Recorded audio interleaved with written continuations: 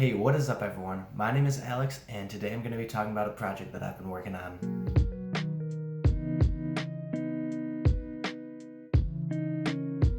If you're watching this video, I'm going to assume you know a little bit about chess and maybe what a blunder is, but if you don't, chess is a two-player turn-based strategy game and a blunder is just a really bad move that you make in chess.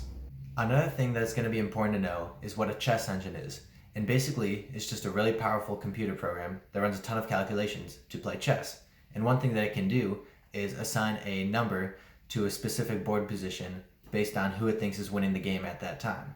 And so, as the number gets more and more positive, it's going to think that white is winning the game more. And vice versa, as it gets more and more negative, the computer thinks that black is winning the game more.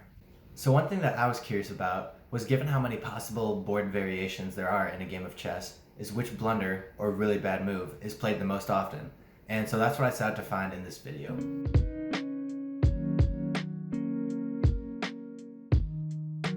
Okay, so the first thing I needed was a lot of chess games, and luckily enough, the database at lichess.org, which is a popular online website for chess, has archived every single game that's been played on the site since January 2013.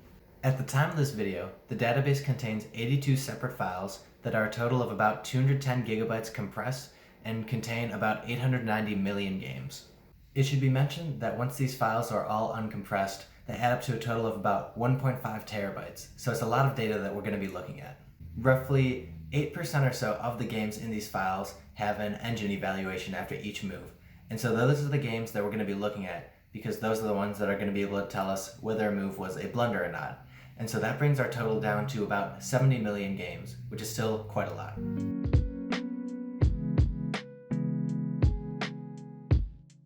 Once I had all this data downloaded and uncompressed, I needed a way to analyze it.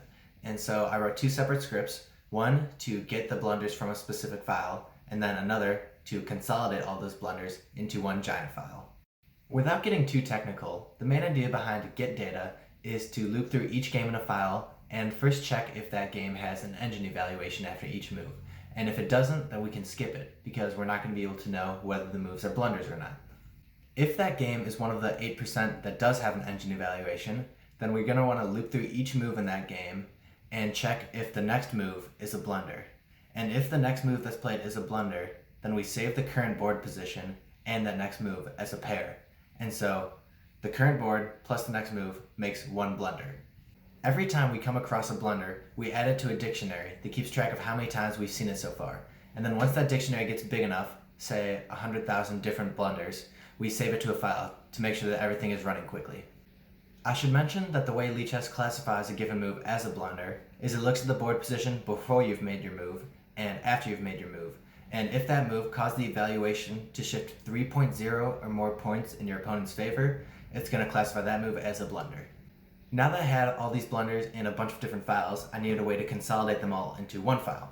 And so at first I tried going through each file and just adding them to a big dictionary, but that ended up using up all the memory on my computer. And after that I thought about using like a database, but I thought that was a bit too complicated for my purposes. What I eventually ended up doing was going through each file and adding the blunders to a dictionary, but only if they were played more than once. And the reason this works is because a vast majority of these blunders were played only once per file. And so I can just throw those out, and it's not going to have a huge impact on the ones that are played most often.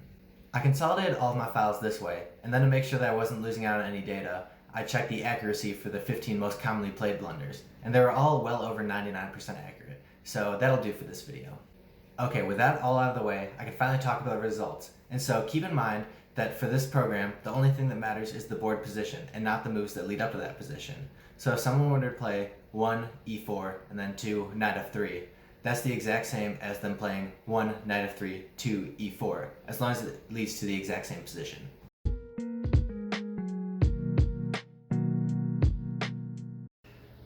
The 10th most commonly played blunder was played 9,011 times. It's played by black, and the evaluation goes from a plus 0.7 to a plus 4.9. And so this one starts off with 1 e4 and d5, the Scandinavian defense. E takes d5, and then the blunder's actually played right here on move 2, and it is bishop to g4. And the reason this is a blunder is because obviously the queen can now take the bishop and black is playing down a piece. The ninth most commonly played blunder was played 9,243 times. It's played by white, and the evaluation goes from a minus 0.6 to a minus 8.7. And so this one starts off with e4 by white, e5, knight f3, knight c6, bishop c4, the Italian opening, black knight to d4, white knight takes on e5, and black queen to g5. And so it's at this point that the blunder is played, and the blunder is actually knight takes on f7. And at first this looks like a good move. You're attacking the rook and the queen, but the problem with this move is that the black queen can now take on g2, attacking your rook, and if you try and defend your rook, then the black queen can take the pawn and put you in check. And so if you block with the bishop, you actually end up in a smothered checkmate. So you're gonna have to end up blocking with the queen instead, and you'll end up losing that queen, and this is just a really bad position to be in as white. The eighth most commonly played blunder was played 10,724 times. It is played by white, and the evaluation goes from a plus 0.3 to a minus 3.7. And so this one starts off with d4 and e6, the Horowitz defense. And it's right here actually that the blunder is played. And the blunder played is bishop to g5. And the reason this is a blunder is obviously because on black's next move, they can just take the bishop and white will be playing down without their bishop.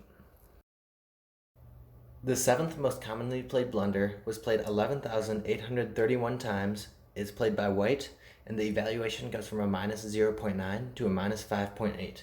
And so this one starts off with e4 and d5, the Scandinavian again. White knight to f3, which is already considered a pretty bad move. Usually it's better just take the pawn instead.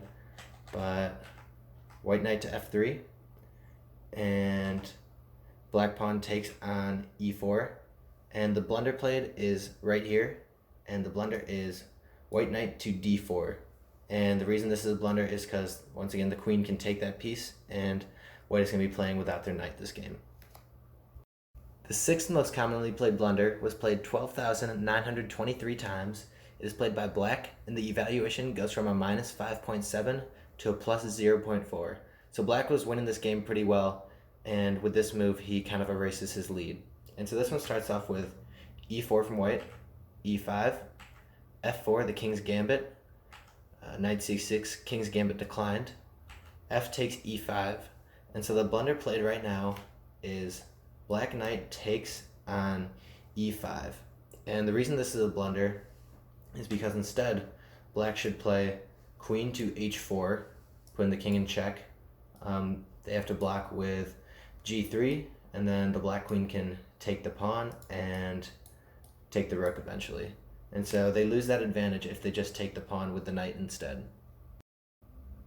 The fifth most commonly played blunder was played 13,221 times. It's played by white, and the evaluation goes from a 0 to a minus 5.7. And so this one once again starts with e4 and e5, f4, king's gambit, knight c6, king's gambit declined, and the blunder right now is, you've probably guessed it, f takes e5. And the reason once again is because the black queen can come to h4 with check. You have to defend with g3, and white's in a lot of trouble here. The fourth most commonly played blunder was played 13,613 times. It's played by black, and the evaluation goes from a plus 0.8 to a plus 8.0. So this one once again starts off with e4 and e5, d4 from white, and f6 from black. White plays d takes e5, and the blunder is actually played here, and it is f takes e5 from black.